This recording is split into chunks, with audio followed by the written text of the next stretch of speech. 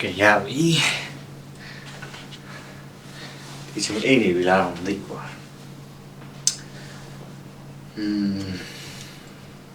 ဘာပြောပါ့မလဲကထားဒီနေ့ငါအလုပ်ပြုတ်ပြီး30ရက်မြောက်ပြီပြီးတော့ငါကောင်မလေးထားသွားတာ3လပြီအဲ့တော့အားနေတယ်အားနေတော့ရမ်းမိရရှောက်ရိုက်တာပေါ့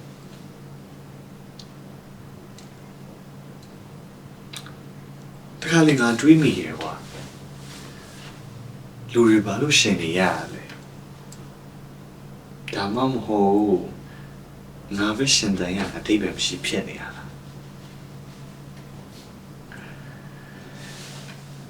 ပြောရရင်ငါမင်းတို့စောင်းရအားကြတယ်ကွာနောက်မှထောက်ပံ့ပေးမယ်မိဘလည်းရှိတယ်အိမ်မက်တွေလည်းရှိတယ်တငယ်ချင်းတွေလည်းရှိတယ်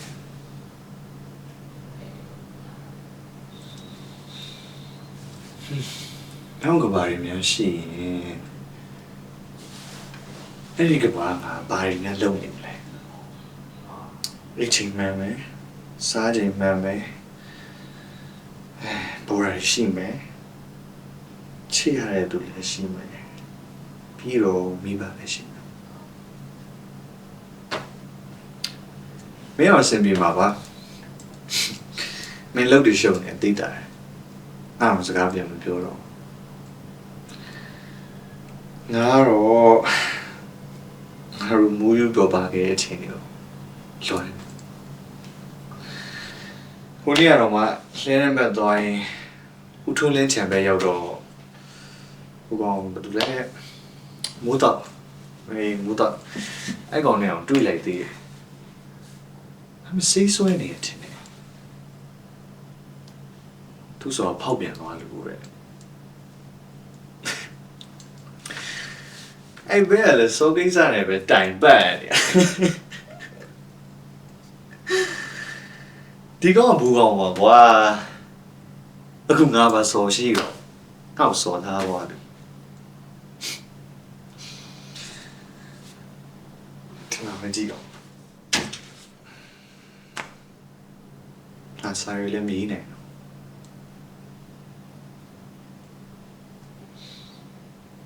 စာရေးတိုင်းငါစောငါရဲ့ဂုတ်ပေါ်တက်ထိုင်ပြီစောက်ယူဆိုပြီးစဲနေတယ်လို့ပဲ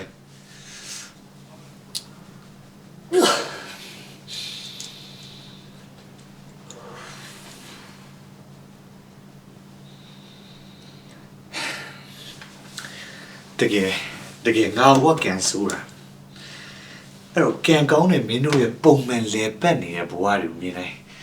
ငါကစုပ်ပြတ်တက်နေရပဲမင်းတို့ကလေမင်းတို့အစစ်မမဟုတ်တဲ့ဘဝတွေကိုလိုင်းပေါ်တင်ပြတယ်မင်းတို့စောက်ရမ်းပြောနေပါတယ်ဗောအရန်ကမှအစင်ပြေးနေပါတယ်ဗောအဲ့တော့အစင်မပြေတဲ့လူတွေအဲ့ဒါတွေကိုကြည့်ပြီးတော့ဘာဖြစ်မယ်လို့မင်းတို့ထင်လဲ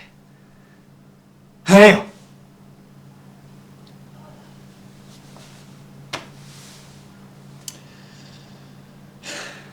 အားကြပါတယ်တကယ်ငါတော့ဘယ်ကနေပြန်စားလဲမသိပါဘူးနောက်ဘဝပဲပြန်စားမလားနောက်အကြောင်းလေးပါလေးလည်းပြန်အောင်မရရင်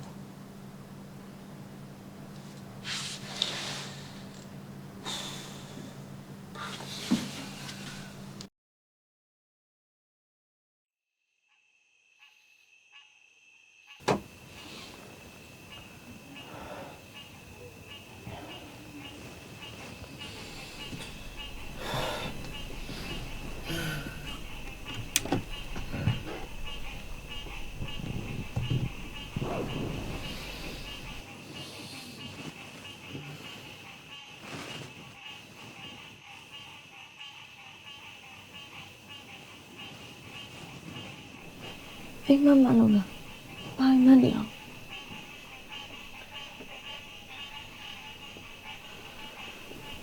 မလားအော်ရှင်ရှိသေးရမလားဒါ သမီးလောက်ပြန်အိတ်လိုက်လေ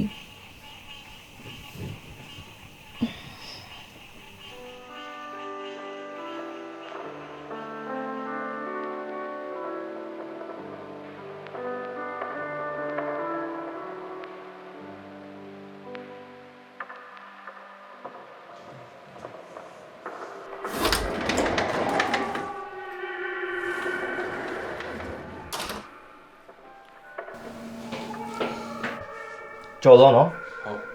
ဆိုတော့ဒီကာရတာကိုဘာလို့လိုချင်တာလဲ ကျွန်တော်လည်းနီးစက်တယ်လို့ခံစားရလို့ပါ ဘာ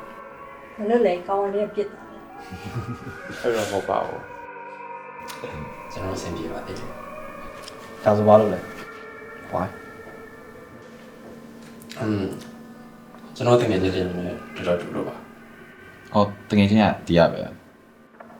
မြန်မာမှာပါအခုတော့ဆုံးသွားပါပြီ ဟောဒါဆိုတကယ်ချင်းနေရာနေဝင်ခံစားပြီးတော့တရုပ်ဆောင်ကြည့်မယ်ပေါ့ ဟုတ် okay ကဲဒါဆိုဆွဲလိုက်မယ်နော် okay နော်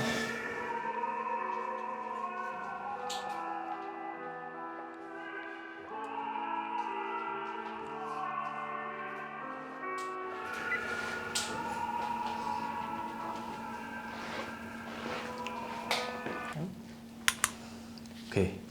3 2 1 go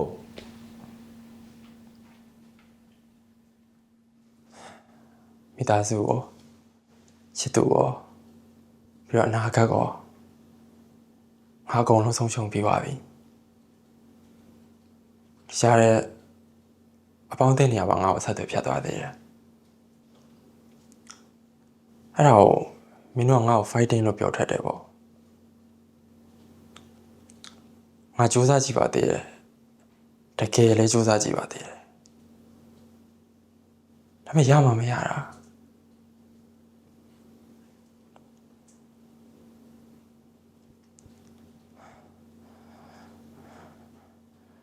ပြီးတော့ငါ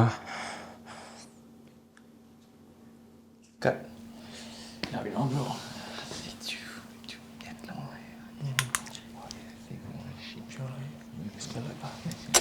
ဒီကြားပြီနော် bro တော်ရရတယ်နော် ဟိုအဆင်ပြေလားမသိဘူးခင်ဗျ အေးမင်းတကယ်ချင်းနေရာကဝင်တရုပ်ဆောင်ကြည့်မယ်ပြောတယ်နော် ဟုတ် မင်းတကယ်ချင်းတော့ငါမသိဘူးဒါပေမဲ့မင်းတကယ်ချင်းအနေနဲ့မြင်ပေးလို့မရဘူးမင်းကမင်းပဲဖြစ်နေတော့မယ် ဟုတ်ကဲ့ ကျေးဇူးပါကျေးနော်တော်ရပါတယ် အဲ့တော့ခွင့်ပြုပါဦး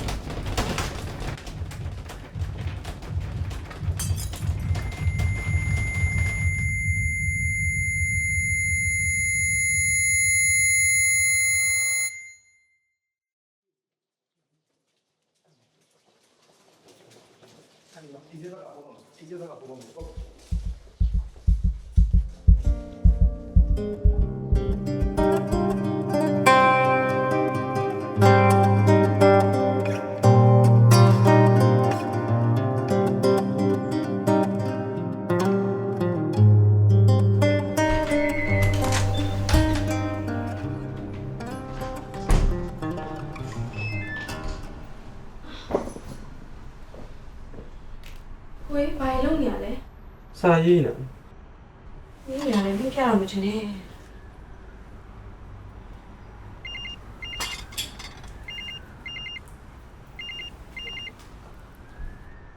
Hello。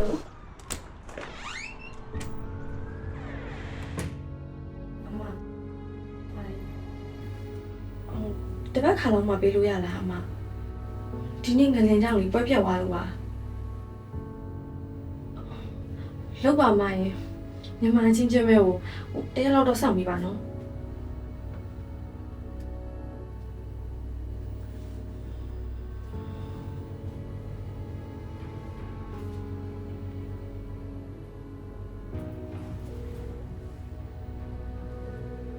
ဟယ်လိုဂျာကြီးဟုတ်ညီမပါဟုတ်ပါလေညီမကိုဒေးလေးကြီးလေးဒီနေ့ညတော့လွှဲပြလို့ရမလားညီမအားချက်လို့နေလို့ပါ A reminder of our breaking news this hour. There have been two large earthquakes in central Myanmar. The first recorded at 06:20 GMT with a magnitude of 7.7. 10 minutes later, an aftershock with a magnitude of 6.4 was recorded. Both were near Mandalay. Tremors have also been reported more than 1,000 miles away in Thailand and China. These are the latest pictures coming into us from Myanmar. We can see damage there to a main road, quite substantial damage. We haven't yet got reports of any casualties. I'm going to bring in Nikki Schiller, who's with me here. So, Nikki, we're seeing those pictures. They're kind of roads broken up, but so far we haven't got much of an indication of the impact of this.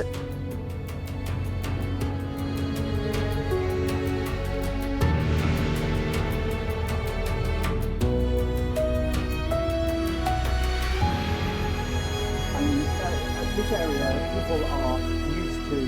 the threat of having an earthquake, so they will be drilled into getting out of the building and onto the roads, which is why we see all of those people who are now outside, because they understand they need to get out of the buildings. But as you were saying, there is these reports of 43 workers trapped in one of those skyscrapers that has collapsed. In Myanmar itself, we've seen pictures near Mandalay, which is near where the epicenter was, of a large bridge that has collapsed into the Irrawaddy River. And of course, social media will be a lot better in around Bangkok, so that's why we're getting a lot of pictures out of that area. But of course, it's a lot harder to get the information out of Myanmar, so it will take a while for us to get some of the more pictures from the actual epicenter. And of course, as we were saying, this is actually so it's not like the really built-up area of the capital near the city of Mandalay, which some people may know the name of, as we say.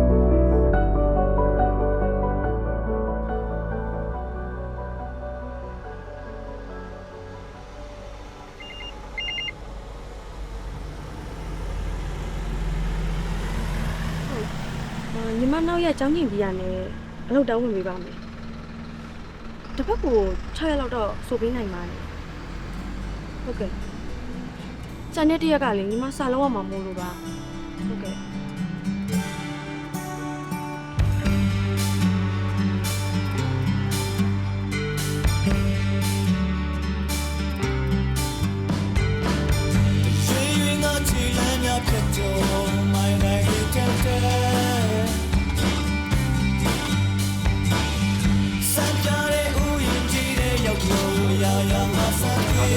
နိုင်ငံကြီးမကောင်းဘူးကွာအဲ့ငါဘာလုပ်သွားတော့မှာလဲဒီကနိုင်ငံကြီးတော့ကောင်းတယ်လူတွေနဲ့စကားပြောရတယ်ငါချားဘူးတဲ့တော်ကီတွေလည်းချားနေရတယ်အဆုံးတော့ဒီကိုပြန်ဆန်းစစ်ကြည့်ရင်ဒါပါပဲရန်ကုန်မြို့ဒီချိန်ဆိုညစောက်ပေါ်ကားမြဲကူငါတို့ new wave plan နေကြတယ်နော်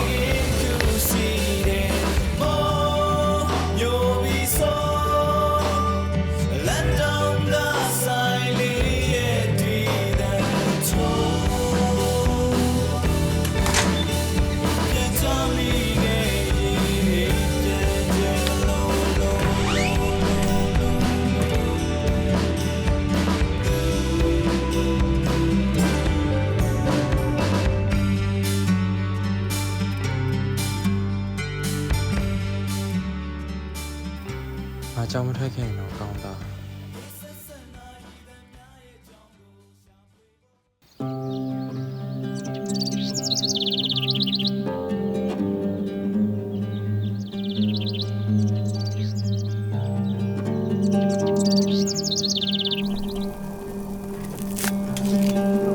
ကို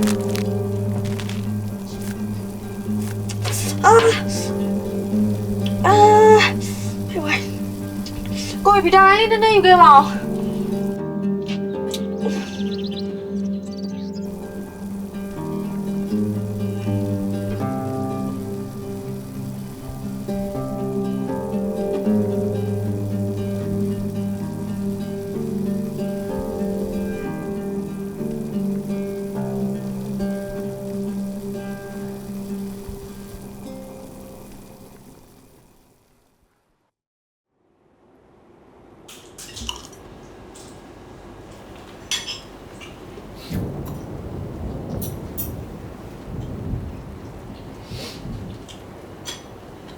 ဒီနေ့ပိုင်းကပဲလဲသွားတယ်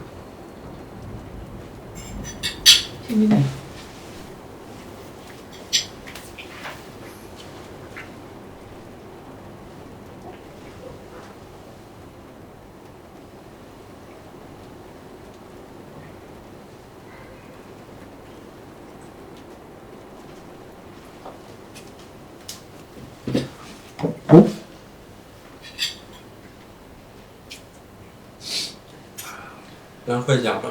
OK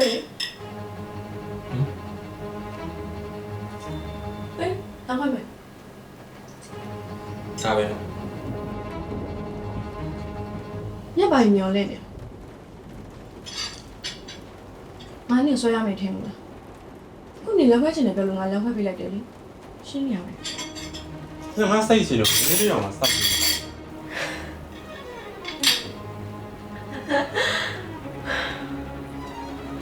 6နှစ်လုံးငါနေ့ရဲ့ဘေးနားမှာနေ့ရီစားလို့ရောနေ့တရက်ပဲလို့ရောငါနေခဲ့ပေးပြီဟာလေအခုကနေ့ကိုစောင့်ရှောက်ပေးမယ်နေ့အမေပါထပ်ပြစ်စေချင်မြလား 我们养养。以为。 အေးလီးပဲဆုံးသွားတဲ့နေ့ရဲ့မိသားစုတော့ငါအားရနာပါပဲဒါမဲ့နေ့စိတ်အချင်းလေးကိုတွေးပြီးဖို့ပြောရအောင်ငါစိတ်အချင်းလေးရအောင်အဲ့စောက်ကြီးမပါတဲ့တယောက်ဆောင်ယူနေအောင်တော့ငါနားလဲပါတယ်ဒါမဲ့အဲ့နောက်ဆက်တွဲမှာဖြစ်နေရဲ့မှုဆွေးနာတွေမတ်တဲ့အစတေမမဖြစ်တာတွေအကုန်လုံးငါပဲခါးစီးခံရတာလေဒီဘာဖြစ်လာလို့လဲနေဘဝအတွက်ငါပေးတဲ့အကြံဉာဏ်တွေနေဘယ်ဟာများလိုက်လုပ်ခဲ့လို့လဲဟမ်နေဘဝနေရနေမဲ့ရွေးချယ်နေလျှောက်ပြီးတော့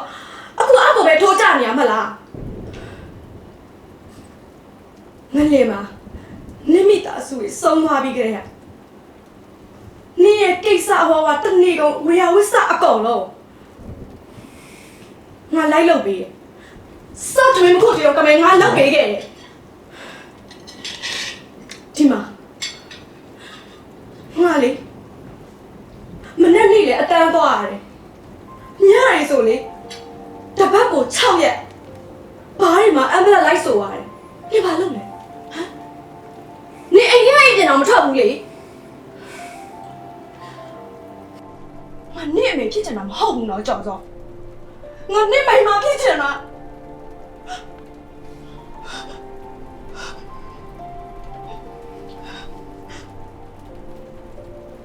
ဒီနိုင်ငံကိုထွက်လာမယ်လို့你ပြောရတယ်လေတူရုံနဲ့ကြိုးစားကြမယ်နေပြောလို့နေရုံပြီးငါဒီကိုလိုက်လာလေအိမ်စရိတ်လည်းငါစားစရိတ်လည်းငါ你ငါ့ကိုတွေးပေးဘူးလား你ငါ့ကိုတွေးပေးဘူးလို့လားလို့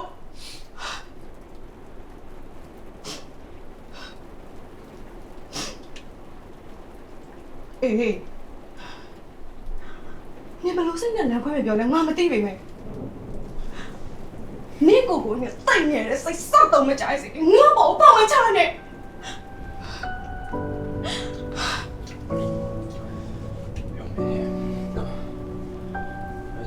တော်နေတော်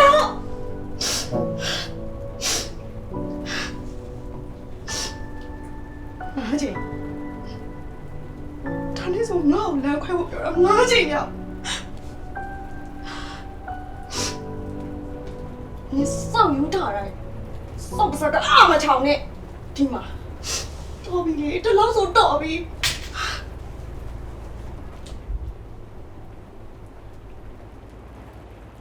မဒီ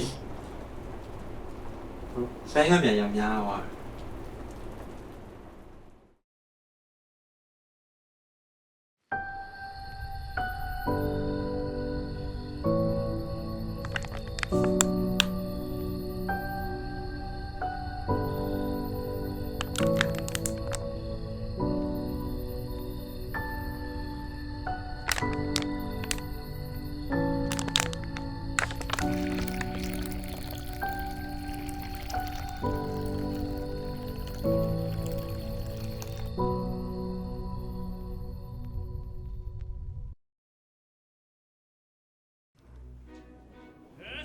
哦 Alex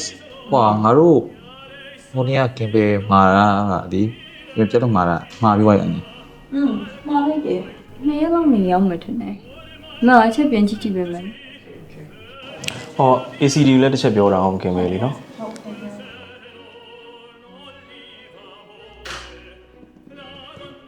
Hey guys သူတယောက်ရဲ့ audition file ထုတ်ဝင်လာတယ် တကယ်တော့ ဟာဒီတငယ်ချင်းနေအောင်ဝင်ခံစားပြီးတယောက်ဆောင်တယ်တယောက်ဘယ်လိုလဲ အကဆင်ပြောပြီးပြီမလား ပြီးပြီကျွန်တော်ပြောပြီးသွားပြီဒါ3ခေါက်မြောက်ပို့လာတာကြည့်ရုံလား ဟာတော်ပြီလေရွှေပြီးသားပဲ အဲ့ဒါဆိုဖြတ်လိုက်တော့နော် ဖြတ်လိုက်ပါ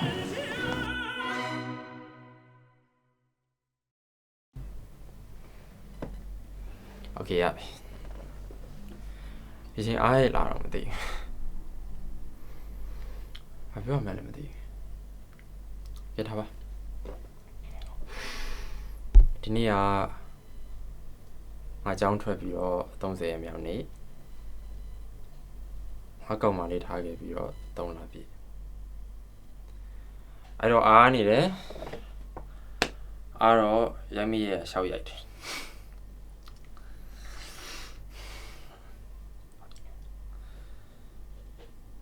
ဒါလေးတော့ငါတွေးမိတယ်ကွာလူတွေဘာကြောင့်ရှင်သန်နေကြလဲပေါ့ဒါမှမဟုတ်ငါပဲရှင်သန်တာအတိတ်ပဲမရှိဖြစ်နေ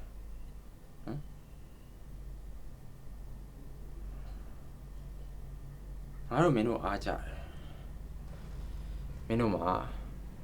နောက်ကနေထောက်ပံ့ပေးမဲ့မိဘတွေရှိတယ်အိမ်မက်တွေရှိတယ်ဘောဓာတွေရှိတယ်ကြည့်နောက်ထပ်ကဘာတွေများရှိခဲ့ရင်ငါဘာတွေများဖြစ်နေမလဲအဲ့ချိန်မှတ်မယ်စားချိန်မှတ်မယ်ဘောဓာတွေရှိမယ်ချစ်ရတဲ့သူတွေရှိမယ်ပြီးတော့မိဘရှိမယ်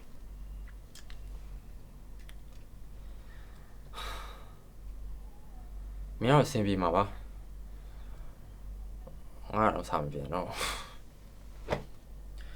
ဟိုနေ့တော့ဟိုလေထန်ဦးထွန်းလင်း channel မှာသွားပြီးတော့ဟိုကောင်ဘယ်သူ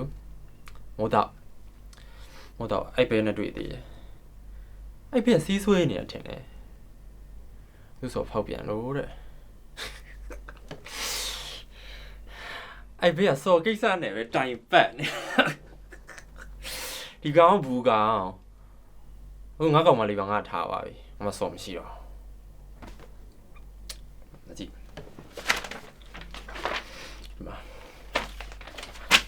ငါစာရေးလည်းမရေးနိုင်တော့အေးငါစာရေးဖို့ကြိုးစားတယ်ကွာငါခုပေါ်မှာငါကောင်မလေးကတက်ပြီးတော့စောက်ယူဆိုပြီးတော့ဆဲနေတယ်လို့ပဲ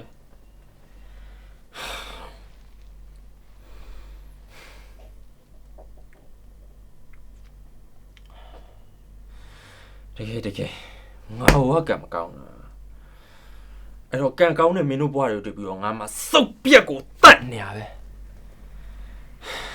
မင်းတို့ပုံမှန်မဟုတ်တဲ့ဘွားတွေကို line ပေါ်မှာတင်ပြရဲမင်းတို့စောက်ရမ်းပျော်နေပါတယ်ဗောမင်းတို့စောက်ရမ်းအဆင်ပြေနေပါတယ်ဗောအဲ့တော့တကယ်အဆင်ပြေနေတဲ့သူတွေကကြည့်ပြီးတော့ဘာဖြစ်မယ်ထင်လဲဟမ်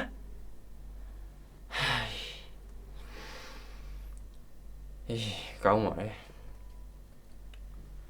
ငါတော့ဘယ်ပြန်စားမလဲမသိဘူးအစားလေးပါလေပြန်အောင်